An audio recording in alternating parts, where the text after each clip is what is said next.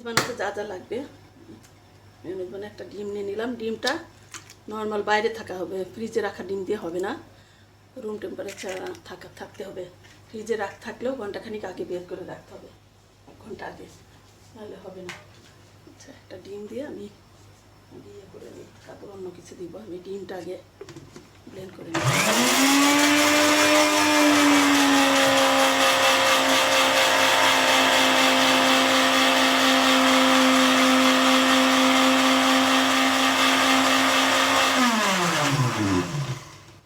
ডিমটাকে ব্লেন্ড করে তারপর আমি আস্তে আস্তে সব দিয়ে দিব।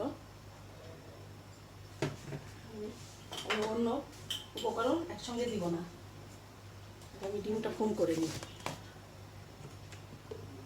এখানে অল্প অল্প করে তেল দিতে থাকবো। একটা ডিমে 1.5 কাপের বেশি তেল লাগে, আমি অল্প অল্প করে দিব।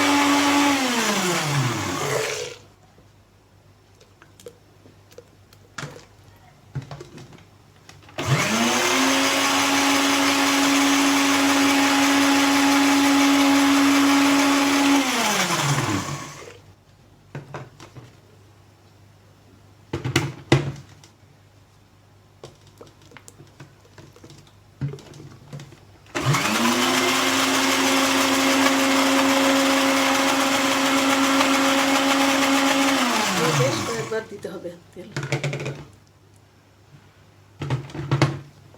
একবার দিব।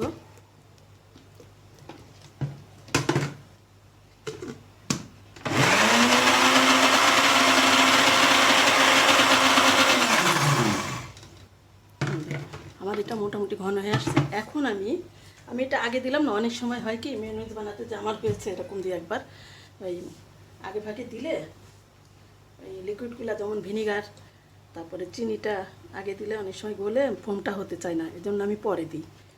এই রিস্ক নিই না, সবসময় হয় না, তবে বেশিরভাগ সময় এটা কয়েকবার হয়েছে আমার এরকম। তারপর থেকে আমি আর ওইটা রিস্ক নিই না। এখানে আমি 1 চা চামচ কালো গোলমরিচ দিয়ে দিলাম, আর এখানে আমি আন্দাজ মতো 2 চা চামচ ভিনিগার দিলাম। ভিনিগার না থাকলে লেবুর রস দিতে হবে। আচ্ছা, এখানে আমি লবণ তো আমি পরে চেখে দেখবো। আমার লবণ আমি আধা চা চামচ দিলাম, পরে চেখে দেখবো লবণ ঠিক আছে কিনা। আচ্ছা, এখন চিনি দিব।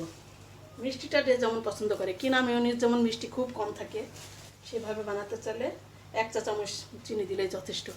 কিন্তু আমি একটু মিষ্টি বানাবো, তার জন্য আমি 2.5 চা চামচ দিলাম। আমি টেস্ট করে দেখবো আমার স্বাদ অনুযায়ী হয়েছে কিনা, যদি না হয় আমি আবার দিব। লবণটা এবং মিষ্টিটা আমি চেক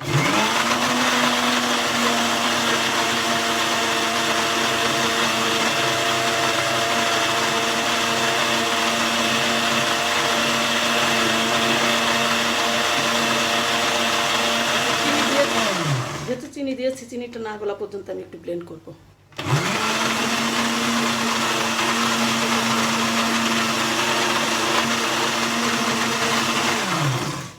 এখন দেখি কি অবস্থা। চিনিটা দেওয়াতে একটু নরম হয়ে গিয়েছে, আমি একটু টেস্ট করে দেখি ঠিক আছে কিনা।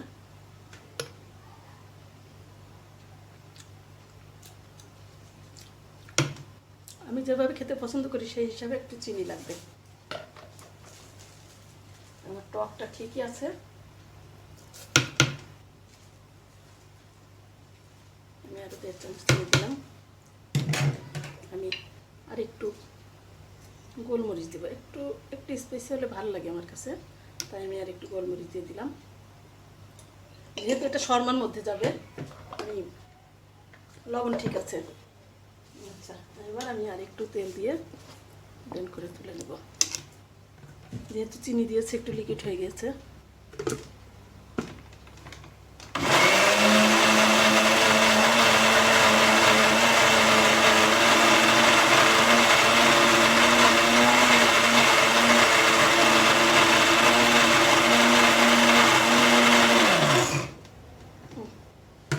এখন ওকে এই যে একদম ঘন ঘন একটা মেয়োনিজ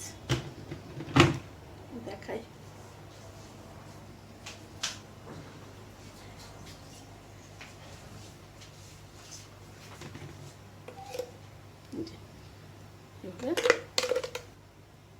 এখানে যদি আমি আর একটু তেল দিই তার একটু ঘন হবে, দিয়ে দেখি একটু তেল দিয়ে করে দেখি।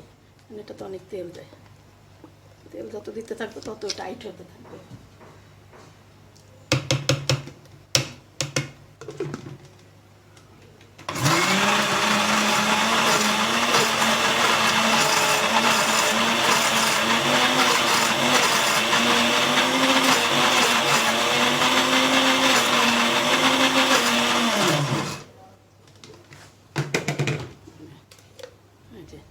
তেল দিলে টাইট হয়ে যাবে। এটা এখন যদি ফ্রিজে রাখা যায় শক্ত হয়ে জমে যাবে।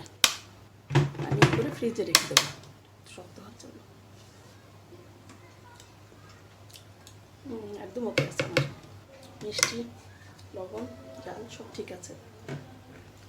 এইভাবে মেয়োনিজ বানিয়ে খাবার বানাতে হয়। এই মেয়োনিজটা অনেক খাবারের আগে। এর মধ্যে যদি একটু গুঁড়া দুধ দেওয়া যায় আরও টেস্ট হয়। আমি দিব না, কারণ আমার অন্য খাবারের দুধ আছে। এইভাবেই বানাতে হবে মেয়োনিজটা।